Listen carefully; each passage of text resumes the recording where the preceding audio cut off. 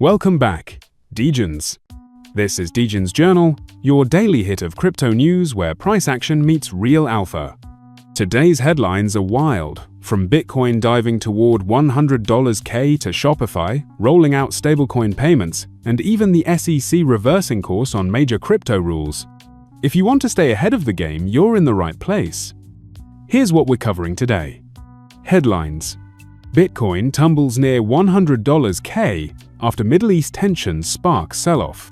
Is a bullish Bitcoin fractal from 2024 repeating itself? Analysts say yes. Polkadot community splits over proposal to buy BTC with $500K DOT. Shopify goes stable USDC payments roll out on Base network. SEC repeals Biden-era crypto rules in a regulatory U-turn. Let's break it down. News number 1. Bitcoin nears $100K after Iran-Israel escalation.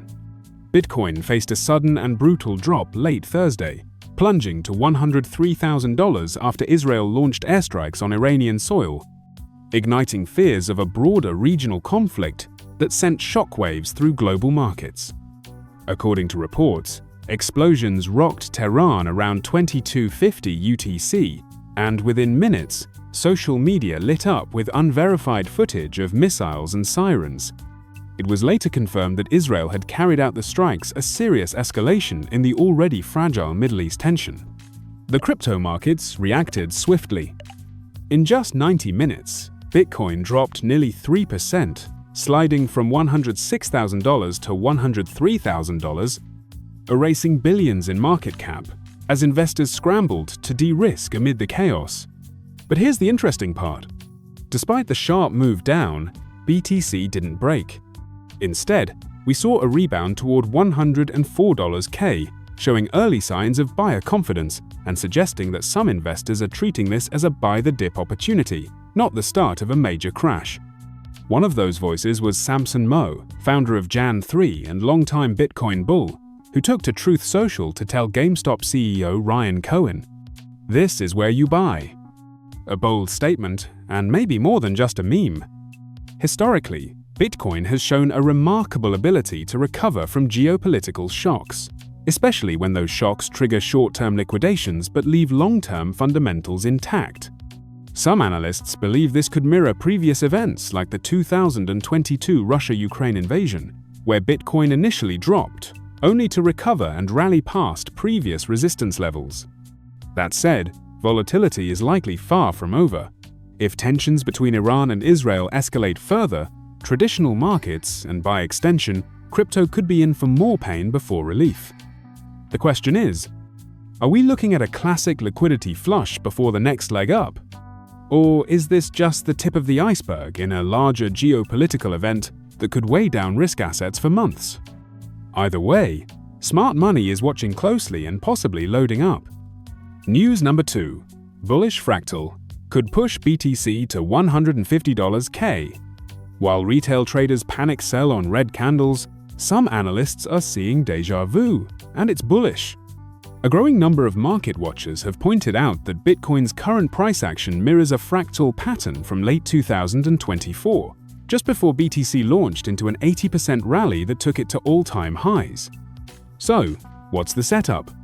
It starts with liquidity grabs, sharp price drops that flush out leverage and trigger cascading liquidations.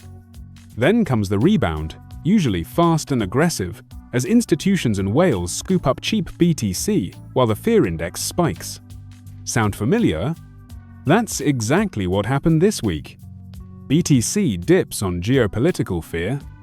Liquidity swept under $104K. Bounce follows within hours. Analysts are calling this a bullish rejection, a failed breakdown that traps bears and builds fuel for the next leg up. But there's more. Macro tailwinds, including softer inflation data, dovish central banks, and a growing narrative around Bitcoin as a safe haven, are adding pressure to the upside. Whales are accumulating too. On-chain data shows large holders increasing their stacks, suggesting confidence in a long-term move higher. The boldest projections?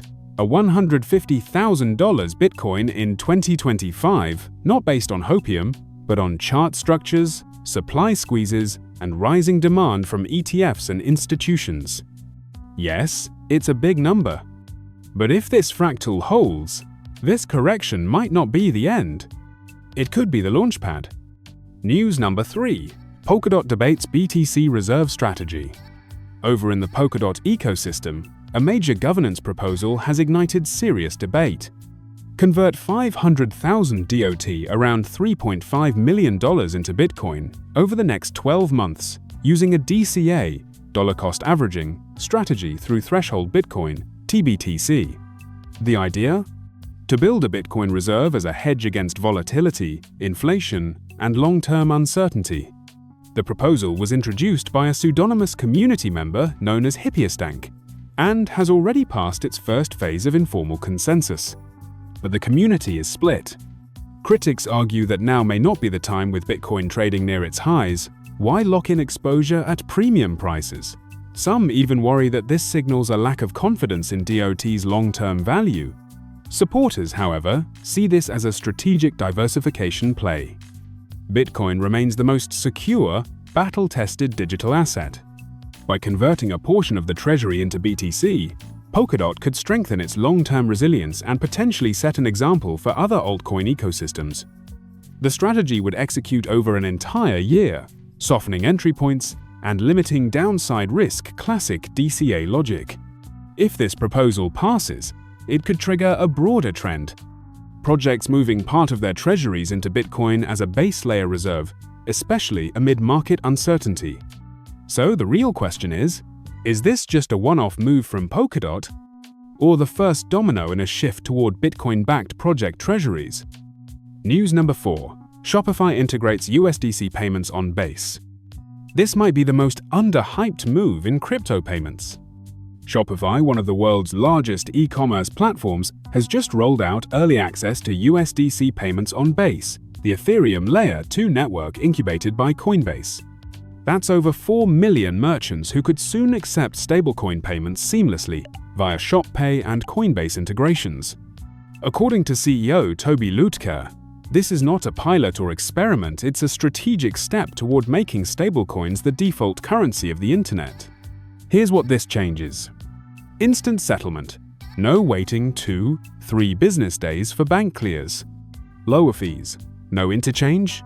No FX slippage. No middlemen. Global access. Anyone with a wallet and USDC can now transact. This isn't just about crypto bros buying merch, it's about replacing PayPal, Stripe, and Visa rails with something faster, cheaper, and borderless. What makes this even bigger is who's behind it.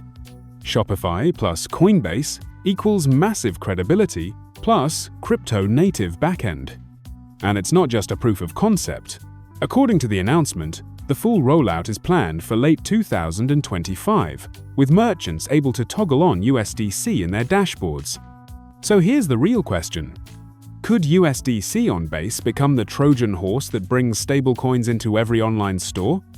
If this gains traction, it could do for crypto payments what Shopify did for online stores in the 2010s. Quietly revolutionary.